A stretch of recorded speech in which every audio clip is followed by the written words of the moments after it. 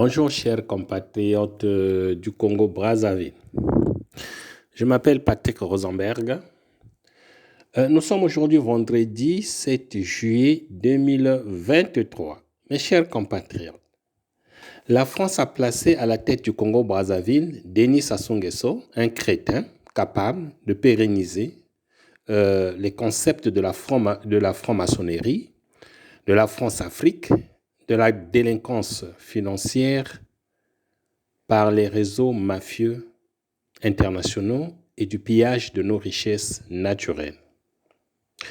De nos jours, le Congo est vide non seulement de ses matières premières, mais également de ses ressources humaines.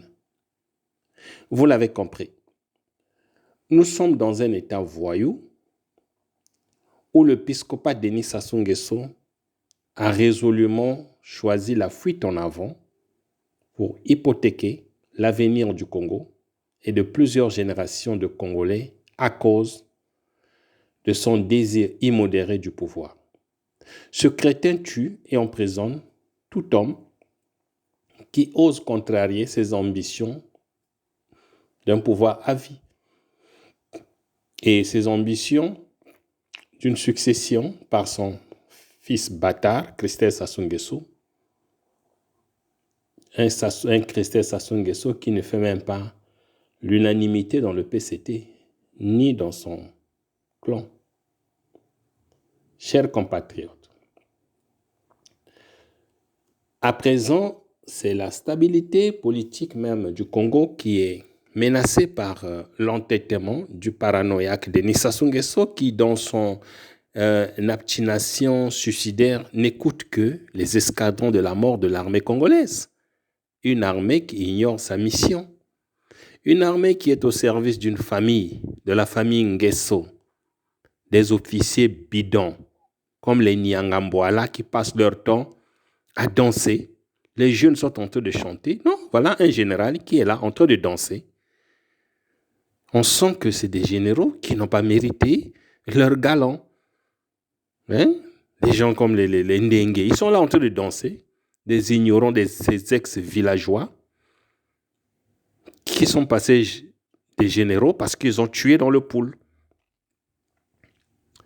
La diaspora congolaise doit mettre en place des vraies stratégies politiques afin de faire partir le charognard Denis Sassou Nguesso du pouvoir et rendre aux Congolais ce qui leur est dû.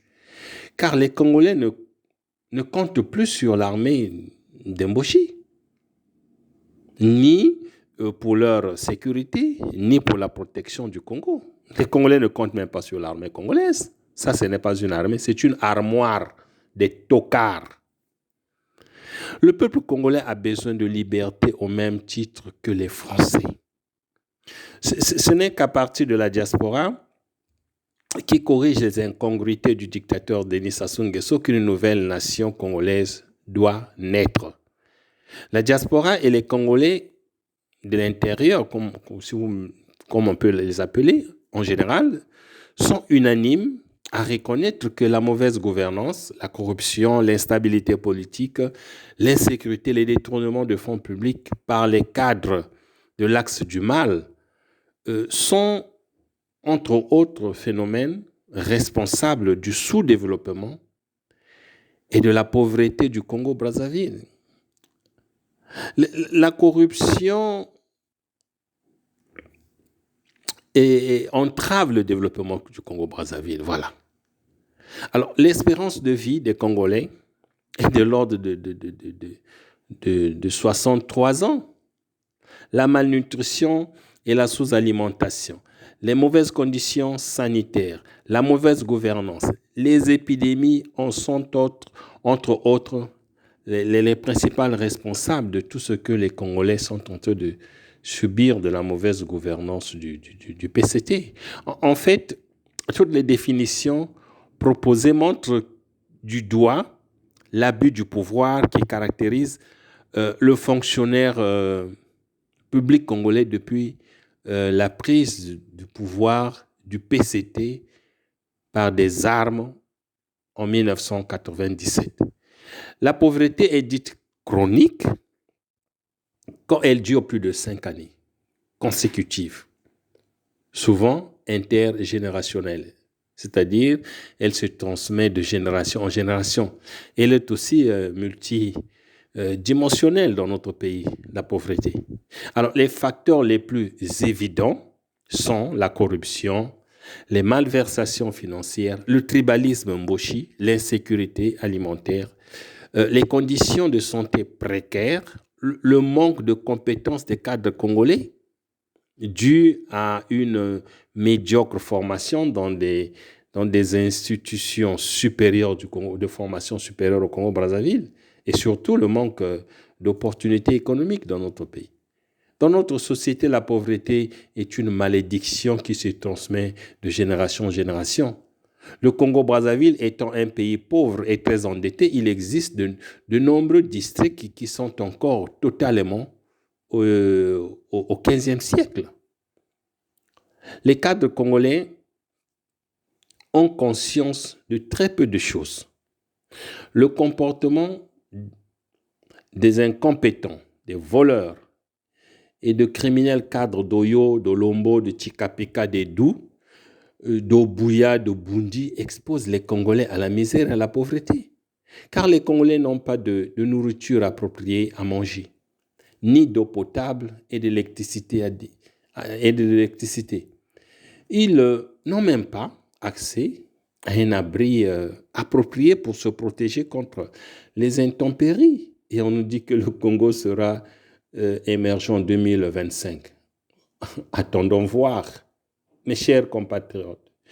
Une crise sanitaire, une crise alimentaire, une crise de conscience, une crise sécuritaire, mais également une crise économique et financière traverse notre pays, le Congo-Brazzaville. Trop nombreux sont les Congolais qui rencontrent d'importantes difficultés à subvenir à leurs besoins existentiels. Et cela est notamment dû à l'incompétence et à la médiocrité intellectuelle des ministres et des parlementaires du Congo-Brazzaville qui sont nommés par esprit de tribalisme par Sassou Nguesso, des intellectuels qui sont dans une soumission déshonorante à la famille Nguesso, des tocards. Ont su des problématiques de malnutrition et du manque crucial d'eau et d'électricité. La population congolaise est également confrontée à l'incompétence et à la médiocrité intellectuelle de ses ministres, de ses parlementaires, des gens peu capables de relever les défis sanitaires, éducationnels, sécuritaires, financiers et économiques de ce siècle.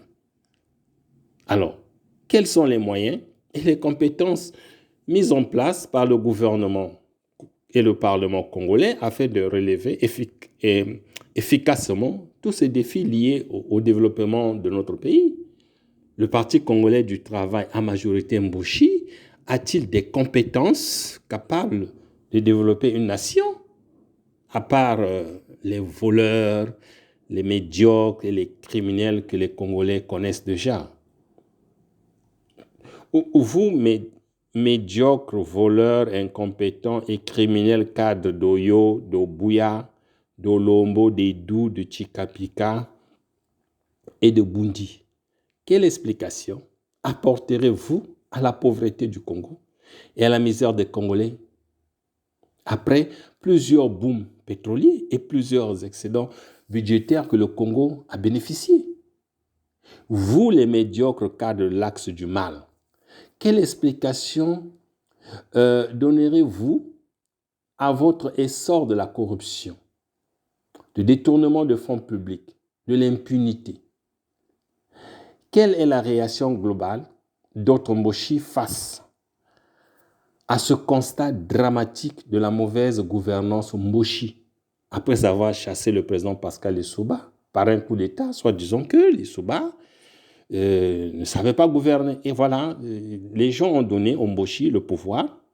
Vous avez tout. Alors, gérez le pays, développez le Congo. Et aujourd'hui, vous prouvez à tous les Congolais que l'ethnie Mboshi, c'est l'ethnie des voleurs, des criminels, des incompétents. Voilà, vous devez l'assumer là. C'est vous qui avez détruit le Congo.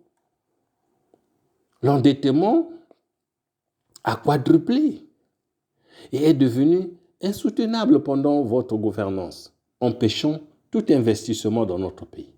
À cause du manque de protection des investissements, de la corruption, du climat des affaires qui est morose et de la lourdeur administrative, le Congo-Brazzaville est classé parmi les pires pays pour faire des affaires.